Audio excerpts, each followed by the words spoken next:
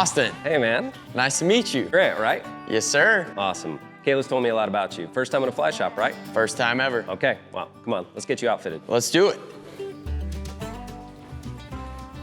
Welcome back. My name is Kayla Lockhart, and in this video, we will be covering the importance of fly shops. And at the end, our friend Grant will be receiving a fly casting lesson from FFI's certified casting instructor, Austin Orr. Let's get started.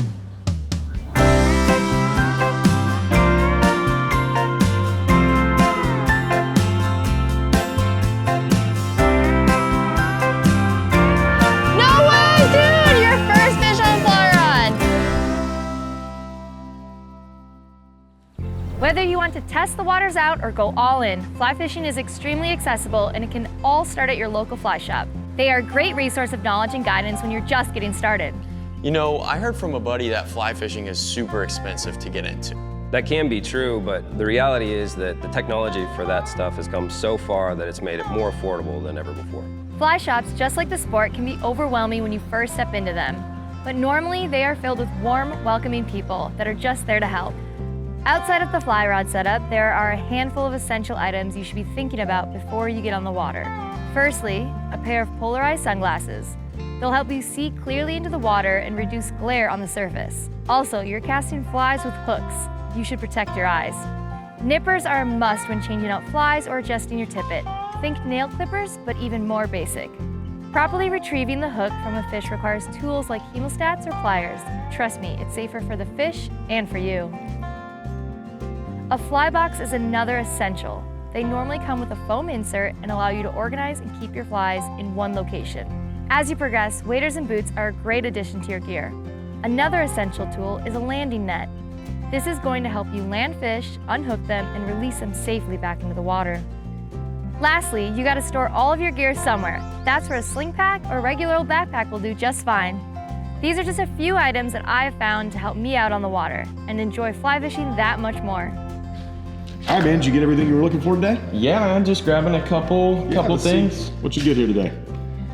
Oh man, I love these guys. This one right here, we're like coming into season for that one perfectly. This one, Yeah. If the fish don't eat that, the fish are broken, just go home. So you'll be fine. Nice. So yeah, get you some tippet, get you some flies. Also, like, in order to be legal while you're out there, you have a fishing license yet or anything like that? I don't know. How would you go about getting so one? it depends on where you're at, what state you're in, all that sort of stuff. But for here, we're in Texas, so it's really, really easy. Now you can do it through, obviously brick and mortar places like this, or you can even get the fishing license online. So There's an outdoor annual app for Texas. You can also just scan the QR code with your phone.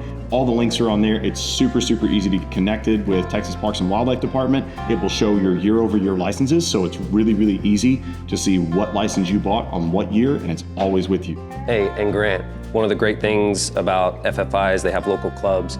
The two in this area are the Austin Fly Fishers and the St. Gabriel Fly Fishers. That's a great way to find your community, great way to find mentors, and it's a wonderful way to get to interact with people who love the same thing that you do. Well, Grant, thanks for coming in. Let's go ahead and get you checked out, and understand you'll have some things to do today, so I'll leave you to it. We'll go ahead and get this ringed up, and you'll be on your way. If you got a little time, we can step out and do a casting lesson if you're interested. Yeah, man, I'd love to learn. All right, let's go. Awesome.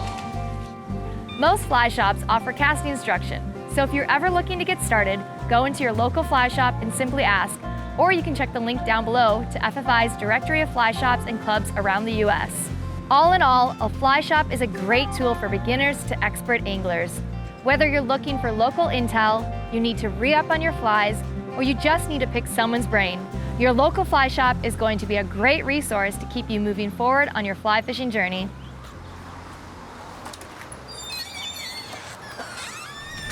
What's the biggest bass you're pulled? 8 pounds, I think. Okay. There's big fishing. Yeah. There's big fishing here.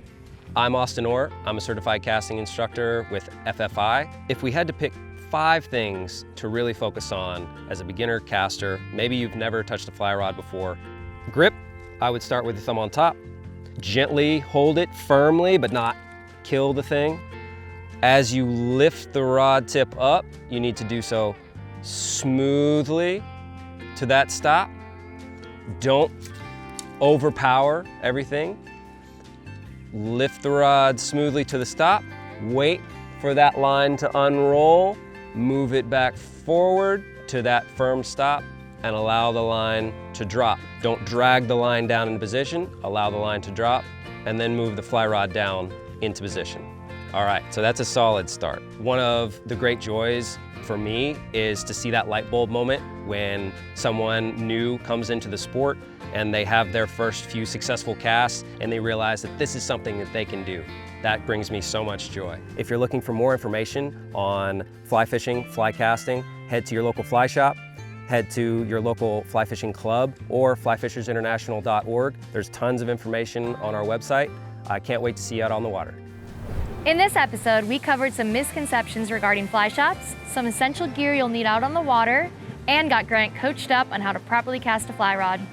Next episode, we'll break down some knots, talk about fish behavior, and how to find some fishing spots.